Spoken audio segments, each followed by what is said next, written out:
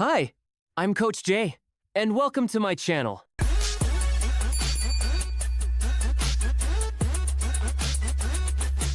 Disclaimer o paalaala. All content shared here reflects my personal opinions and perspectives only. Ang lahat ng nilalaman ay batay sa aking sariling pananaw at opinyon. This is intended for entertainment and informational purposes lamang at hindi dapat ituring bilang professional advice. Ang pag-iingat ng manonood ay kinakailangan. This is episode 2 of our Holy Week special series. Sa Pilipinas, hindi lang pamahiin ang bida. Holy Week mismo ay nagiging festival ng agimat at anting-anting. Kapag sinasabi ng matatanda na mas malakas ang agimat pagkamatay ni Jesus sa krus, parang sinasabi na mas powerful sila kapag wala ang Diyos? So, ibig bang sabihin evil sila? To be honest, there's something fishy about that. May mga lugar pa nga na ang agimat ay sinusubukan gamit ang baril. Literal na binabaril para makita kung tatanda. At kung akala mo friendly competition lang, may mga tagisan ng mga taong may agimat na nauuwi sa trahedya. Kaya kung gusto mong sumilip sa mundo ng kababalaghan, faith at folklore, ito na ang kwento na hindi mo basta-basta palalampasin. Hey buddy, just a quick one. If you like it here, please subscribe and follow me for more videos. Holy Week ay hindi lang panahon ng penitensya, kundi panahon din ng renewal, gawaan at agawan ng agimat. Sinasabi ng mga albularyo na sa araw ng pagkamatay ni Jesus sa krus, mas malakas ang mga anting-anting dahil wala ang Diyos. Parang cheat day ng mga mystical powers. Ang tanong ng marami, kung mas malakas sila kapag wala ang Diyos, ibig bang sabihin demonyo sila? Ang sagot ng ilan, hindi raw, kasi ginagamit lang sila bilang proteksyon. Pero sa iba, parang red flag na yan. Kasi bakit lalakas kapag wala ang divine presence? May mga lugar sa Pilipinas na kilala sa matinding labanan ng agimat. Ang ritual ay intense at delikado. Binabaril ang agimat o medalyon para makita kung tatablan.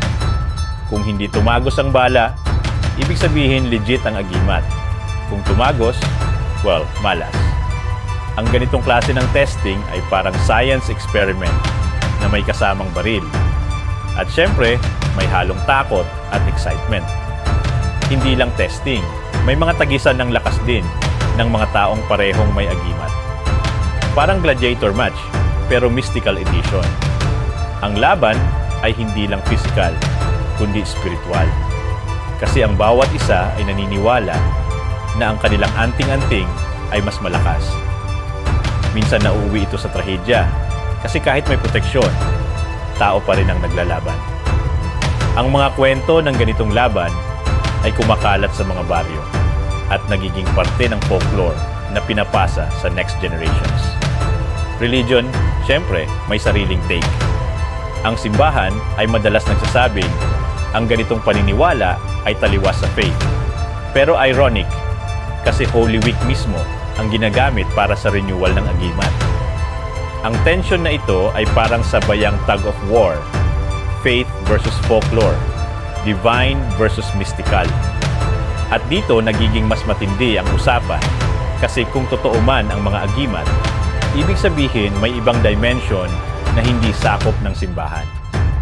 May mga nagsasabing ang mga ganitong rituals ay hindi lang folklore kundi parte ng mas malaking plano. May mga teorya na ang gobyerno ay nag-e-experiment sa psychic powers, na ang mga bundok ay gateway sa ibang dimension, at ang mga labanan ng agimat ay parang training ground ng mga mystical warriors. Kung tutuusin, parang Marvel movie na walang credit scene. Final message. Kung titingnan mo, ang agimat at anting-anting ay hindi lang basta kwento, kundi reflection ng doubts at faith ng tao. Ang Holy Week Connection ay nagpapakita ng tension sa pagitan ng faith at folklore. Kasi kung mas malakas ang agimat kapag wala ang Diyos, ibig bang sabihin kumakalaban sila sa faith mismo? At dito nagiging mas mainit ang usapan kasi hindi lang ito tungkol sa proteksyon, kundi tungkol sa identity ng tao bilang naniniwala o nagdududa. Kahit may agimat ka, kung hindi mo kayang i-handle ang buhay mo at sarili mo, malas pa rin ang ending. Kahit hindi ka tinatablan ng baril, tatablan ka pa rin ng utang, traffic, bayarin sa bahay, at sa sakit na ginawa sa'yo ng jowa mo.